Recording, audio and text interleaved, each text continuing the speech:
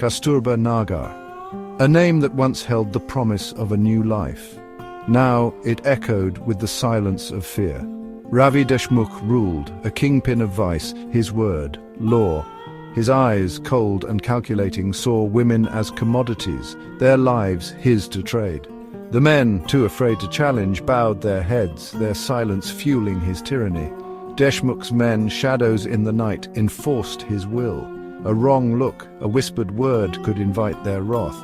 Stories of their brutality spread like wildfire, suffocating any flicker of defiance. The air hung heavy, thick with unspoken dread, the stench of fear clinging to every corner. His den, a gaudy palace amidst the squalor, pulsed with the rhythm of exploitation. Young girls, their eyes vacant, their smiles brittle, were auctioned off to the highest bidder.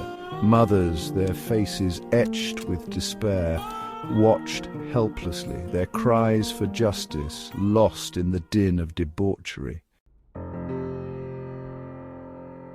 The police meant to protect were but puppets in Deshmukh's twisted game. Their loyalty bought, their morals eroded. They turned a blind eye to his crimes.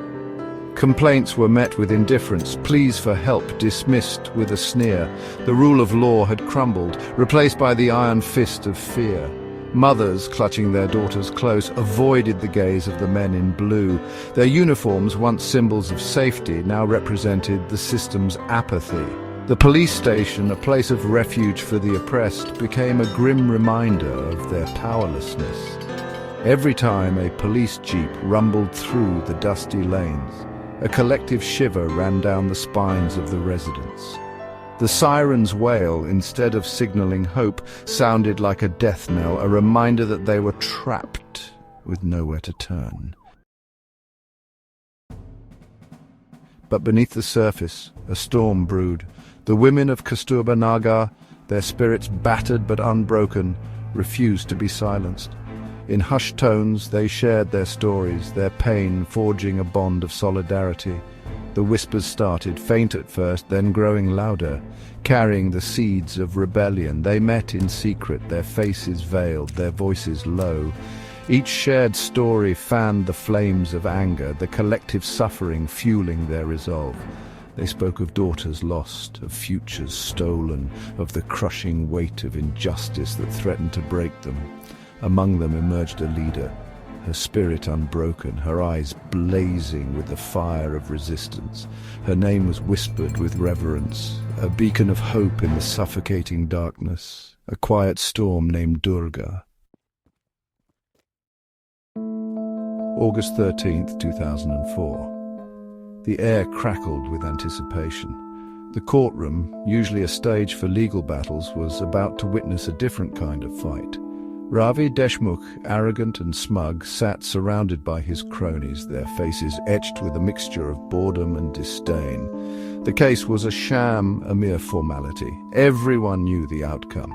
Deshmukh, with his money and influence, would walk free, leaving behind another shattered life, another family broken by his greed. A young woman, her voice trembling, recounted her ordeal. Her words, heavy with pain, painted a chilling picture of exploitation and abuse. But her testimony fell on deaf ears, lost in the cacophony of apathy and corruption. As the judge prepared to deliver the predictable verdict, a collective gasp rippled through the courtroom. A group of women, their faces veiled, stormed into the hallowed hall, their eyes blazed with a righteous fury, their silence shattered by a deafening roar. "No more," they screamed, their voices echoing through the stunned silence. Like a dam bursting, years of pent-up anger, of suppressed rage, erupted. They surged forward, a wave of humanity crashing against the edifice of injustice. Sandals, worn thin from years of toil, became weapons of defiance, raining down on Deshmukh and his men. The courtroom, a symbol of power and authority, was transformed into a battleground, the air thick with the stench of fear and fury. The police, caught off guard, reacted with brute force. 5 women, Durga at the forefront, were dragged away, their defiance unbroken, their spirits unyielding. As they were shoved into the waiting jeep, they raised their voices in unison, their chant echoing the sentiment of every oppressed soul in Kasturba Nagar. Azadi! Azadi! Azadi! Freedom! News of the uprising spread like wildfire. What began as a whisper had turned into a roar. The women of Kasturba Nagar, inspired by the courage of their sisters, rose in solidarity. They surrounded the police station, their voices a chorus of defiance.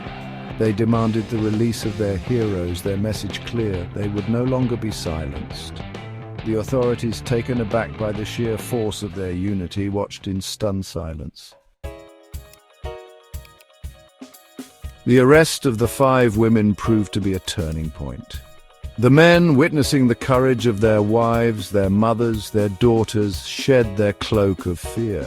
They joined the women, their voices adding to the growing chorus for justice. Kasturba Nagar, once paralyzed by fear, was now pulsating with a newfound energy. The people, united in their anger, organized protests demanding an end to Deshmukh's reign of terror. The media, drawn by the unprecedented display of courage, descended upon the town. Suddenly, the world bore witness to their plight, to their fight for freedom.